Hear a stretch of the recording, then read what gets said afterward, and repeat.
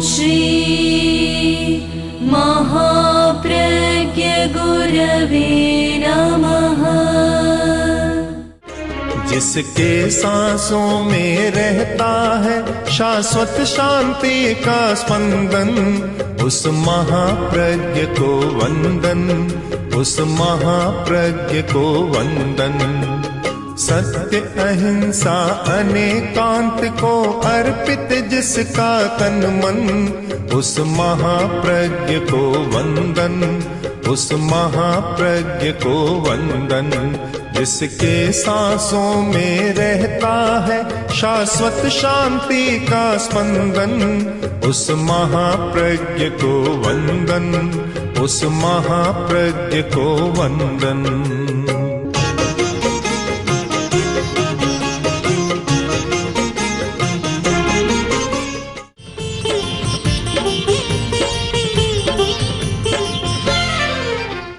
हम चलते हैं,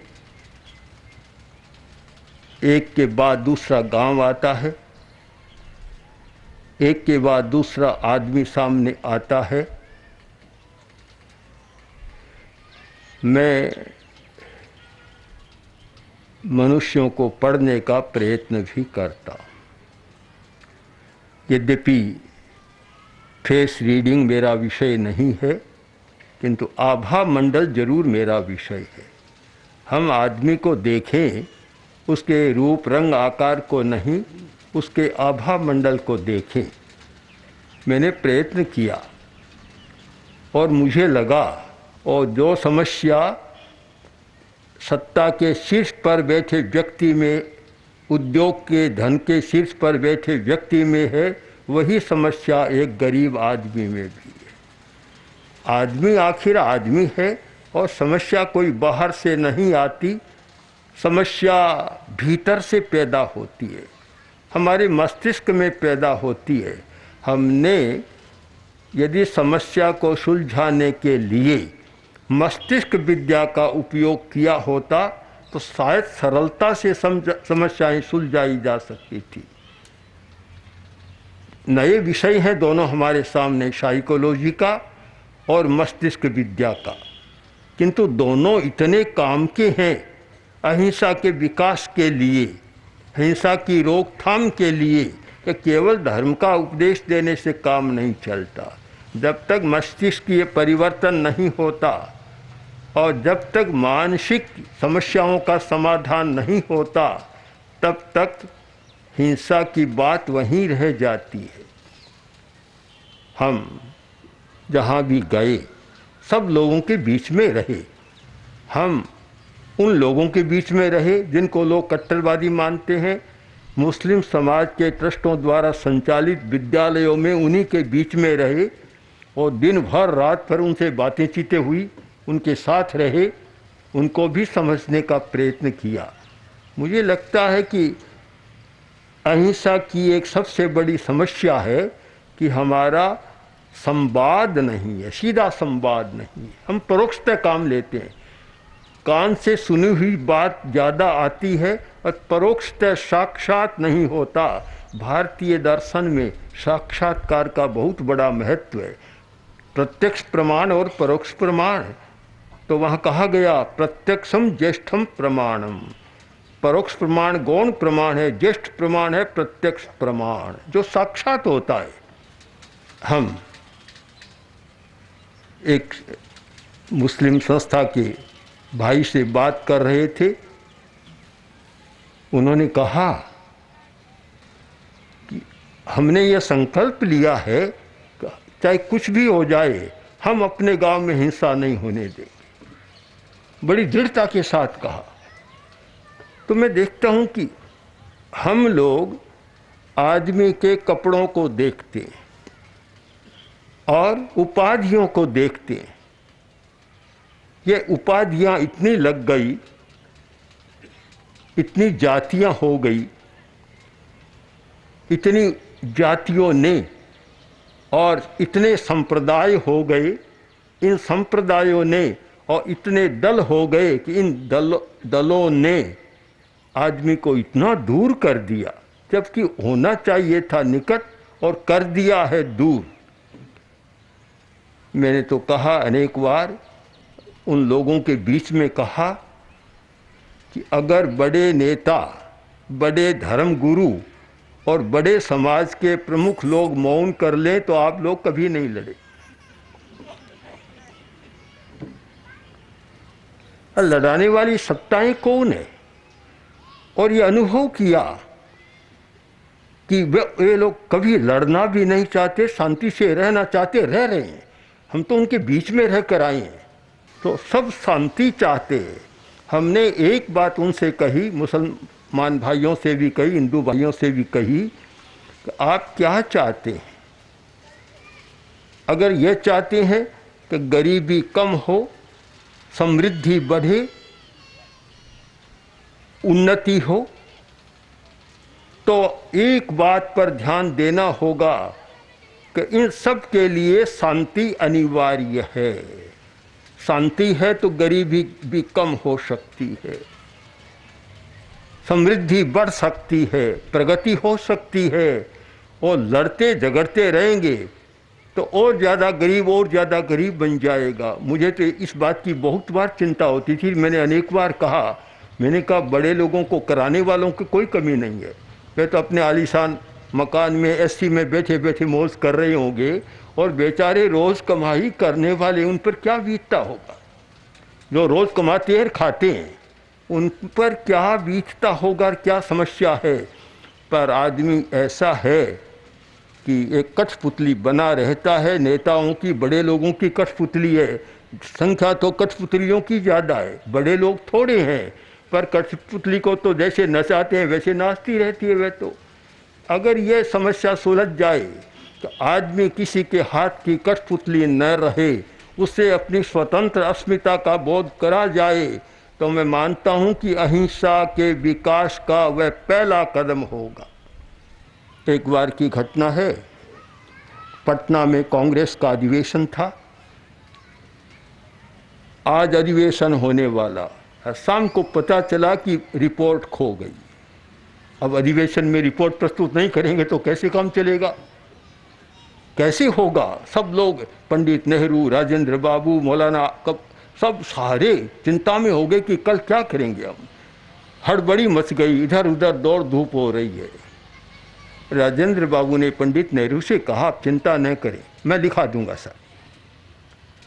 कैसे लिखा देंगे? आप चिंता न करें, लिखा दूंगा। राजेंद्र बाबू ने सारी रिपोर्ट लिखा दी और देखा तो आश्चर्य हुआ। पंडित नेहरू बोले, कमाल है आपके दिमाग का राजेंद्र बाबू।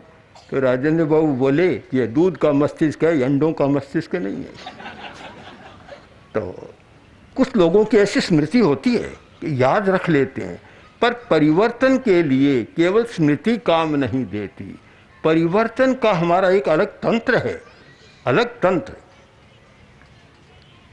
कुछ विदेशी विद्वान, प्रोफेसर जो हमारे पास आते रहते हैं, उनसे हमने एक बार कहा कि आप शांति की बात करते हैं, अहिंसा की बात करते हैं, किंतु शांति अहिंसा को पढ़ाया नहीं जा सकता।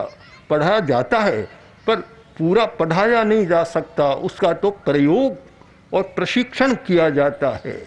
सारी बात बताई वैज्ञानिक स्तर पर कि किस प्रकार, जब तक आप एड्रिनल ग्लैंड के स्राव को संतुलित नहीं करेंगे और जब तक नाड़ी तंत्रीय संतुलन नहीं होगा, अनुकंपी परानुकंपी, सिंपैथेटिक पैरासिम्पैथिक नाड़ी तंत्र का संतुलन नहीं होगा, और जब तक ग्रंथियों के स्राव हार्मोन्स का संतुलन नहीं होगा, आप आदमी के स्वभाव को बदल नहीं सकते।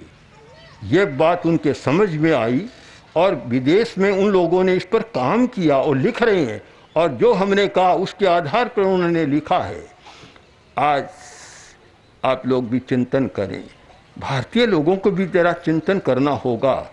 यहाँ एक विद्या थी योग विद्या, जिससे मनुष्य के मस्तिष्क का परिवर्तन होता था। केवल कानों को अच्छा नहीं लगता था, परिवर्तन होता था। हार्वर्ड यूनिवर्सिटी के एक प्रोफेसर ने एक पुस्तक लिखी है, इमोशनल इंटेलिजेंस। इतनी बढ़िया पुस्तक है। उन्होंने जो हम जीवन विज्ञान के लिए काम कर रहे हैं और वह पुस्तक हमारे पास पहुंची तो हमने कहा जो हम कह रहे थे वही बात उन्होंने पकड़ी है कि जब तक हमारे इमोशन पर हमारा कंट्रोल नहीं होता और कोई इंटेलिजेंस यानी इमोशनल इंटेलिजेंस का विकास नहीं होता तब तक अच्छे व्यक्तित्व का निर्माण नहीं किया जा सकता। उन्होंने बहुत लंबे समय तक रिसर्च करने के बाद पुस्तक लिखी। उन्होंने बतलाया कि मैंने ऐसे लोगों को देखा कि जो कम पढ़े लिखे लोग हैं किंतु जिनका इमोशन पर कंट्रोल है, भाव संतुलित हैं, उनके नीचे बहुत पढ़े लिखे लोग उनके नीचे काम कर रहे हैं जिनका इमोशन पर कंट्रोल नहीं। आप भी किसी आदमी को रखें, आदमी को, और दिन में सोवर आपको सताए, दूसरे दिन छुट्टी कर देंगे। हम एक शहर में थे, राजस्थान के एक शहर में, और उनकी एक पुत्र वधू थी। इमोशन पर कंट्रोल नहीं था, नियंत्रण नहीं था, गुस्से में आती तब बाजार में जाकर सड़क पर बैठ जाती। भाई आया मेरे पास, बोला कि क्या करूँ, यह हो रहा है। मैंने कहा तुमने पहले रूप को देखा, रंग रूप में बड़ी अच्छी, तुमने चमड़ी को देख लिया, रंग रूप को देखा, यह देखते भीतर में कैसी है। केवल बाहर को देख कर लाओगे तो ऐसा ही होगा, और क्या होगा फिर। केवल बाहर को मत देखो, भीतर जाकर देखो कि वह कैसी है। हम भीतर तक जाकर इसका निर्णय करें कि आदमी कैसा है। तो महात्मा गांधी ने कहा, आचार्य तुलसी ने कहा, आचार्य तुलसी ने जो एक बात कही, सामने प्रश्न आया था, उनके सामने भी प्रश्न आया कि गांधी जी ने इतना किया और आज असर नहीं हो रहा है। आचार्य श्री ने मुझे स्वयं एक बात कही कि हमने अनुव्रत की आचार संहिता तो प्रस्तुत कर दी, बहुत अच्छी, सब लोग मान रहे हैं, हिंदू, मुसलमान, ईसाई, सिख, सब लोग उसको कह रहे हैं मानवीय आचार संहिता है और सर्वधर्म सम्मत है, किसी का कोई विरोध नहीं है। अनुव्रती मुसलमान भी है, ईसाई भी है, ईसाई के पादरी भी काम करने वाले हमारे रहे, सब लोग हैं, किसी का विरोध नहीं है। पर आचार्यवर ने कहा कि आचार संहिता तो बहुत अच्छी है, क्या आचार संहिता से आदमी बदल जाएगा? कोरे संकल्प से, सिद्धांत से आदमी बदल जाएगा? इस पर चिंतन करो। हमने चिंतन किया कि केवल सिद्धांत, केवल शब्दों के व्यापार से और केवल आचार संहिता से आदमी कोई बदल सकता है, अनुपात से ज़्यादा नहीं बदलते हैं। तो फिर क्या किया जाए? तो उसके लिए प्रशिक्षण की बात चालू की जाए। जो हमारा विचार है और उस विचार को आचार में बदलना चाहते हैं तो बीच में एक संस्कार का पुल बना लें, और वह पुल बन गया तो फिर आपका विचार आचार में बदल जाएगा। आज ये संस्कार का पुल बनाने की प्रक्रिया नहीं चल रही है, शिक्षा के क्षेत्र में भी नहीं चल रही है। केवल विद्यार्थी को पढ़ाया जाता है। आजकल के पाठ्यक्रम में ऐसा नहीं कि अच्छी बातें नहीं पढ़ाई जाती, मानवीय मूल्यों को पढ़ाया जाता है। और आज तो विश्वविद्यालय के स्तर पर ह्यूमन वैल्यूज पर, मॉरल वैल्यूज पर काफ़ी काम हो रहा है और काफ़ी बल दिया जा रहा है। किंतु उनसे भी हमने कहा कि केवल ऐसा करने से नहीं होगा। राजस्थान में उस समय एक वित्त मंत्री और शिक्षा मंत्री थे, चंदनमल द्वैत। आचार्य श्री जयपुर पधारे, उन्होंने कहा कि मैं अब नैतिक शिक्षा शुरू कर रहा हूँ, तो घोषणा भी हो गई। आचार्य श्री ने पूछा क्या करोगे? कि इसकी पुस्तक तैयार की जा रही है। हम लोगों ने कहा एक भार और बढ़ जाएगा, आगे तो विद्यार्थी बड़ी मुश्किल से वास्ता लेकर जाता है और कभी कभी दया भी आती है, छोटा बच्चा इतना भार पुस्तकों पर, तो एक भार और बढ़ जाएगा। तो उन्होंने कहा क्या होना चाहिए? तब हमने कहा कि केवल पुस्तक नहीं, अभ्यास प्रयोग की पद्धति कराओ, प्रयोग। तो फिर परिवर्तन हुआ और उस पर सोचा गया, प्रयोग भी चले, प्रारंभ हुए। तो महर्षि पतंजलि का एक सूत्र है, संस्कार निर्माण के लिए इतना बढ़िया सूत्र मुझे नहीं मिला अभी तक। उन्होंने कहा कि दीर्घकाल नैरंतर्य सत्कारा सेवितो दृढ़ भूमि। हमारा विचार दृढ़ भूमि कब बनता है, यानी संस्कार कब बनता है? कच्चा विचार काम नहीं देता, जब तक दृढ़ भूमि नहीं बन जाता बीज बोया पेड़ का तब तक काम नहीं देता, पनपेगा नहीं जब तक कि उसकी जड़ दृढ़ नहीं हो जाएगी, जमीन में नहीं रोप जाएगी, तब तक काम नहीं होगा। वह कब हो सकता है कि एक बात कोई ले लिया कि मैं अनावश्यक हिंसा नहीं करूँगा, एक विषय को लिया, अब 1 महीना 2 महीना 3 महीना दीर्घ काल तक रोज और श्रद्धा के साथ आप इस संकल्प को दोहराएं, इसका सजेशन दें। आज सजेस्ट्रोलॉजी के प्रयोग मनोविज्ञान के क्षेत्र में और चिकित्सा के क्षेत्र में बड़ा काम कर रहे हैं। आप रोज इसका सजेशन दे, सुझाव दे, महीना 2 महीना 3 महीना बाद जो विचार आपने लिया था आत्मसात हो जाएगा और वह रम जाएगा। आयुर्वेद का एक शब्द है सात्मीकरण। सात्मीकरण, आप जो भोजन करते हैं, भोजन से आपका पोषण नहीं होता। जिस व्यक्ति का पाचन ठीक नहीं है, पाचन तंत्र गड़बड़ है, खाएगा निकल जाएगा, पोषण नहीं मिलेगा। पोषण कब मिलता है कि खाने के बाद एक सात्मीकरण की प्रक्रिया होती है कि शरीर उसे अपने रूप में बदल देता है, तब हमें पोषण मिलता है। हम आज की शिक्षा को क्या कहूँ, कहना नहीं, कहूँ या न कहूँ, आज का ऐसा है कि हमने मान लिया कि भोजन करने से ही पोषण मिल जाएगा, सात्वीकरण की प्रक्रिया को छोड़ दिया बीच में। हमारी प्राचीन पद्धति थी, धर्म की पद्धति, दर्शन की पद्धति रही। महावीर ने 5 शब्द दिए, श्रवणे नाणे बिन्नाणे पच्चखाणे ये संयमी। 5 है, 5 करो तब कोर्स पूरा होगा। उपनिषद का सुंदर वाक्य है, श्रवण मनन और निधिध्यासन।